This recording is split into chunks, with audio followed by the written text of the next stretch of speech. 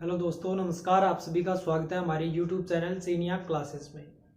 तो अपना वैदिक गणित चैप्टर चल रहा था, इसी चैप्टर को आगे बढ़ा रहे हैं। तो इससे पहले अपने ऊर्ध्व तिर्यक सूत्र से गुणा करना सीख चुके हैं और व्यवकलन यानी कि घटाव करना भी सीख चुके हैं। यदि आपको वो सब देखना है तो आपको डिस्क्रिप्शन में लिंक मिल जाएगा, लिंक से आप वो सब वीडियो देख सकते हो। तो आज अपने कर रहे हैं निखिलम सूत्र से गुणा करना। इससे अपने सीखेंगे गुणा किस प्रकार से किया जाता है। वीडियो शुरू से अंत तक पूरा देखना है, क्वेश्चन को अच्छे से देखना है, समझना है, प्रैक्टिस करनी है और उसके बाद में एक दो क्वेश्चन खुद से प्रैक्टिस और करोगे तो आपको डेफिनेट ये क्वेश्चन तैयार हो जाएंगे। और साथ में आपको इसका नाम भी ध्यान रखना पड़ेगा, निखिलम सूत्र। तो देखिए कैसे करना है। अपने पास संख्या दे रखी है 588 गुणा में 512। आपको क्या करना है, आधार क्या होता है, दूसरा होता है आपका उपाधार क्या होता है, फिर होता है उपाधार अंक और फिर होता है विचलन। ये क्या होता है? आधार का मतलब होता है कि ये जैसे अपने इकाई, दाई, सैकड़ा कर रहे हैं, इसका मतलब क्या आ रहा है, 100 से रिलेटेड है। दाई तो 10 से, 1000 आ रहा है तो 1000 से, 10,000 है तो 10,000 से रिलेटेड हो जाएगा। अब यहाँ पे इकाई, दाई, सैकड़ा मतलब 100 से संबंधित है। जिससे भी संबंधित है वो अपना क्या हो जाएगा, आधार। इसका आधार क्या हो जाएगा, 100 हो जाएगा, क्योंकि इकाई, दाई, सैकड़ा, यहाँ सैकड़ा बोले तो 100, आधार इसका 100 हो जाएगा। फिर आता है उपाधार अंक। उपाधार क्या होता है? अब अपने पास आधार 100 है, 100 के बाद में ये कितना है, 588 है और दूसरा कितना है 512। तो जो जिसके नजदीक होता है वही अपना क्या हो जाएगा, उपाधार। 600 है तो 600, 500 है तो 500 के नजदीक, 400 है तो 400 के नजदीक। तो ये अपना 500 और 500 प्लस है तो अपना उपाधार क्या हो जाएगा, 500 हो जाएगा। इसको आप 600 भी करके कर सकते हो। 600 फिर आपको माइनस लेके करना पड़ेगा, अपने इसको पॉजिटिव रखेंगे, प्लस लेके करेंगे तो उपाधार आ गया। फिर आता है उपाधार अंक। उपाधार अंक क्या होता है? अब आप देख सकते हो आधार 100 है और उपाधार कितना है 500। तो 100 ये आपका 500 कब बनेगा, जब आप क्या करोगे 5 × 100 करोगे। 5 × 100 करोगे तो आपका कितना बन जाएगा, 500 बन जाएगा। तो ये 100 आधार है, ये 5 है, ये आपका कहलाता है उपाधार अंक। तो अपने को सिर्फ उपाधार अंक बोला जा रहा है तो अपने लिखेंगे उपाधार अंक कितना हो जाएगा, 5। ये 5 कैसे आएगा, 5 × 100 करेंगे तो 500। तो ये आपका 5 हो जाएगा उपाधार अंक। फिर आपका आता है विचलन। जो उपाधार से जो संख्या आपको दे रखी है वो कितनी ज्यादा है या कितनी कम है, वो आपका विचलन कहलाता है। तो यहाँ पे देख सकते हो ये 500 से कितना ज्यादा है, ये आपका एक तो हो जाएगा 88 और दूसरा कितना हो जाएगा, ये आपका हो जाएगा 12। ये आपका क्या कहलाता है, विचलन। ये इतना आपको करना पड़ेगा। अब अपने देखिए किस प्रकार से लिखेंगे। ये आपका है 588, तो यहाँ पे आपका संख्या, यहाँ पे आप विचलन लिखोगे तो विचलन कितना है, +88 का। फिर दूसरा आपका है 512, तो 512 में विचलन कितने का है, 12 का। यहाँ पे विचलन है आपके पास 12 का। बस इतना सा काम करना है। आधार किसके नजदीक है, इकाई, दाई, सैकड़ा है तो 100, दाई में है तो 2 अंक है तो दाई में हो जाएगा, 3 अंक है तो 100 में हो जाएगा, 4 हो जाएगा तो 1000 में हो जाएगा। तो फिर आधार 1000 हो जाएगा। 100 है, उसके बाद उपाधार किसके नजदीक है, 500 के, 400 के, 300 के, तो जो भी आपकी जिसके भी नजदीक है वो आपका उपाधार हो जाएगा। फिर उपाधार अंक यानी कि आपके पास आधार को कितने से गुणा करें कि आपके पास उपाधार बन जाए। तो 5 × 100 तो आपका जो 5 आएगा, अगर 400 है तो 4 × 100 हो जाएगा। तो यहाँ पे देखिए 500 था, 5 × 100 किया तो 500 बनेगा, तो 5 है वो आपका उपाधार। फिर जो संख्या दे रखी है उसका आधार से कितना विचलन है, वो आधार से कितना ज्यादा है कितना कम है, वही आपका कहलाता है विचलन। तो 588, 500 से कितना ज्यादा है, +88, 512, 500 से कितना ज्यादा है, 12, तो ये आपका विचलन हो जाएगा। अब देखिए कैसे करना है। यहाँ पे आपको लिखना है उपाधार अंक। क्या लिखना है, उपाधार अंक लिख दिया 5, उपाधार अंक कितना था 5। फिर आपको संख्या लेनी है, चाहे ये ले लो चाहे ये ले लो, कोई भी ले सकते हो। अगर आप लेते हो 588 तो आपको इसके जस्ट संख्या सामने इसका जो विचलन है वो आपको नहीं लेना है, वो आपको नहीं लेना है, इस बात का ध्यान रखना है। अगर आपने 588 लिया है तो इसके सामने 88 ये आपको नहीं लेना। आपको कौन सा लेना है, जो इसके क्रॉस में इस प्रकार से जो जस्ट नीचे दूसरे का जो विचलन है वो लेना है। अगर 512 लोगे, अगर यहाँ पे आप 512 ले रहे हो तो आपको यहाँ पे विचलन कितना लेना पड़ेगा, 88 लेना पड़ेगा, इस बात का ध्यान रखना है। उसके बाद में एक तिरछी लाइन लिखनी है। फिर आपको क्या करना है, जो संख्या इधर विचलन में दे रखी है ना, उन दोनों का आप क्या कर दोगे, मल्टीप्लाई कर दोगे। ये देखिए,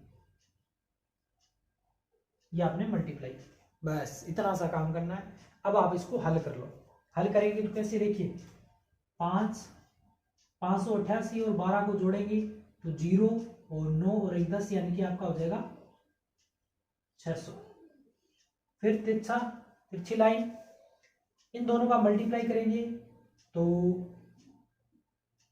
96, यानी कि 6 कितना बचेगा 9, 96 और 9 कितना हो जाएगा 4, यानी कि 105। अब देखिए, अब इसको और हल करेंगे। 5 का 600 से अंदर मल्टीप्लाई करेंगे तो कितना हो जाएगा 3000 हो जाएगा। फिर यहाँ पे 1056। अब देखिए, आधार कितना लेके चल रहे हो 100, आधार के अंदर जितना जीरो है उतना आपको अंक रखना पड़ेगा। यहाँ पे देखिए 2 जीरो है तो इधर आपको कितने अंक रखने पड़ेंगे 2, यानी कि 56 रखना पड़ेगा।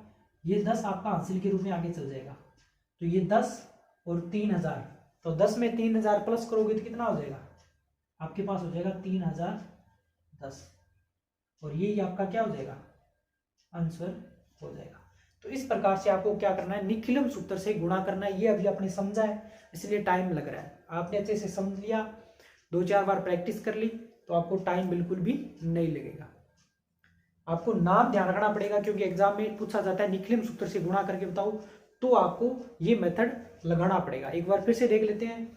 जो आपको संख्या दे रखी है पहले अपने उसका आधार निकालेंगे। वो संख्या सैकड़ा में चल रही है, दहाई में चल रही है, हजार में चल रही है। अभी अपने देखा इकाई दहाई सैकड़ा, सैकड़ा बोले तो 100, तो 100 में चल रही है तो आधार इतना हो जाएगा 100। अब देखेंगे 500 के नजदीक है, 400 के, 300 के, 200 किसके नजदीक है, तो ये अपने थे 500 के नजदीक। 500 क्योंकि 500 में इसीलिए लिया क्योंकि जो आधार विचलन रहेगा वो आपका प्लस में रहेगा। अगर अपने 600 लेके करेंगे तो यहाँ पे क्या आएगा, विचलन माइनस में हो जाएगा, क्योंकि 600 में से कितना कम हो जाएगा, ये कितना कम हो जाएगा, तो वो माइनस में हो जाएगा। इसलिए इस समस्या से बचने के लिए अपने क्या कर लिया, प्लस में ले लिया। तो उपाधार 500, फिर उपाधार अंक यानी कि 100 जो आधार है उसको उस कितने से मल्टीप्लाई करेंगे अपने पास उपाधार बन जाए। तो मैंने 5 से मल्टीप्लाई किया, इसलिए अपने पास जो मल्टीप्लाई में आएगा 5 वो अपना क्या कहलाएगा, 5 या 4 जितना भी है वो आपका उपाधार अंक कहलाता है। फिर विचलन यानी कि आधार से जो उपाधार है, उपाधार से आपका संख्या का विचलन कितने का है, तो ये 88 588 यानी कि 500 से कितना जाता है, ये 500 से कितना जाता है, तो ये आपका प्लस में था, प्लस में विचलन। फिर आपको क्या करना है, इन दोनों में से कोई भी संख्या लेनी है। यहाँ पे उपाधार अंक रखोगे शुरू में, इस बात का ध्यान रखना है। इन दोनों में से कोई भी संख्या ले सकते हो। जो संख्या ली है उसके सामने वाली संख्या आपको नहीं लेनी है, नहीं लेनी है, उसके जस्ट क्रॉस में, यानी कि 588 लिया तो 12 ले लिया मैंने।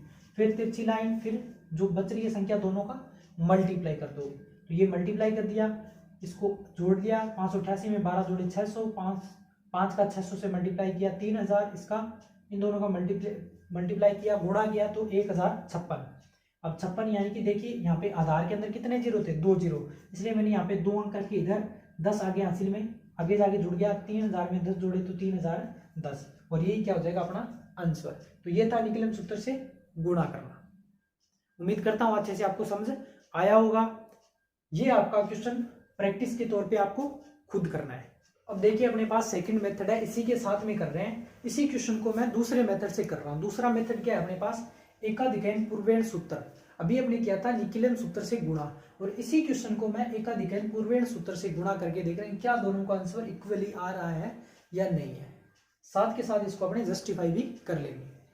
तो देखिए अपने पास क्वेश्चन क्या दे रखा है, 588 और 512 सेम क्वेश्चन है। का मल्टीप्लाई करना है। एकाधिक पूर्वण के अंदर आपको क्या करना है, आपको देखना है कि ये अंक क्या होना चाहिए, सेम होना चाहिए। क्या होना चाहिए, समान होना चाहिए, तभी अपने लगा सकते हैं। और इन दोनों का अंकों का योग दहाई के रूप में, दहाई या सैकड़ा के रूप में आना चाहिए, यानी कि 100 हो सकता है, 10 हो सकता है, 1000 हो सकता है, तभी अपने लगाएंगे। तो आपको क्या करना है, जैसे ये अंक था 5 5, तो आपको 5 लेना है। फिर एकाधिक पूर्वण का मतलब एक अंक बढ़ा के, एक अंक बढ़ाकर 5 है तो आगे अंक कौन सा रहेगा, 6, बस। फिर तिरछी लाइन, इन दोनों का मल्टीप्लाई कर दो, शेष 2 अंक बचे, क्योंकि 88 और 12 को जोड़ेंगे कितना आएगा, 100 आ रहा है, इसलिए अपने ये सूत्र लगा सकते हैं। तो यहाँ पे जोड़ेंगे तो 5 और 6 कितना हो जाएगा, 5 × 6 30, और ये हो जाएगा 88 और 12, तो ये आपका 1056। इसके अंदर आपको कुछ नहीं करना, जैसा है वैसा आप डायरेक्ट पुट कर दोगे, 30 1056, ये लीजिए आपके पास है आंसर आ गया। इसका आंसर कितना है, 30 1056, 30 1056।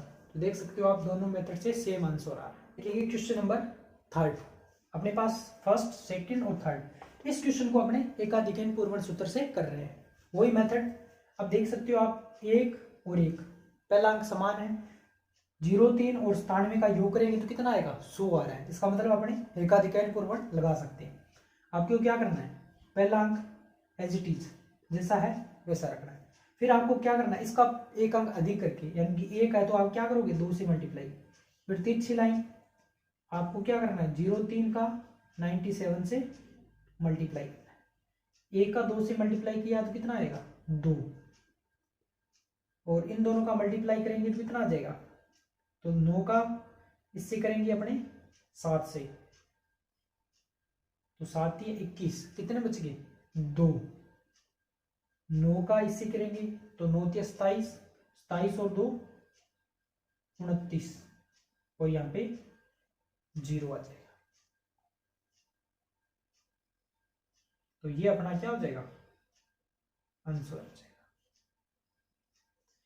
इस प्रकार से अपने को निकीलन सूत्र और एकाधिक पूर्वण सूत्र से गुणा करना है। उम्मीद करता हूं आज के अपने मेथड निकीलन सूत्र और एकाधिक पूर्वण आपको अच्छे से समझ आए होंगे। यदि आप हमारे चैनल सीनियर क्लासेस पे नए हो तो चैनल को सब्सक्राइब अवश्य करें, दोस्तों में शेयर करें, कमेंट करें। किसी भी क्वेश्चन में अगर आपको प्रॉब्लम रहती है तो आप कमेंट करें, इसका हल अवश्य मिलेगा। तो मिलेंगे इसी प्रकार की एक नई क्लास में और नए क्वेश्चन के साथ, तब तक धन्यवाद।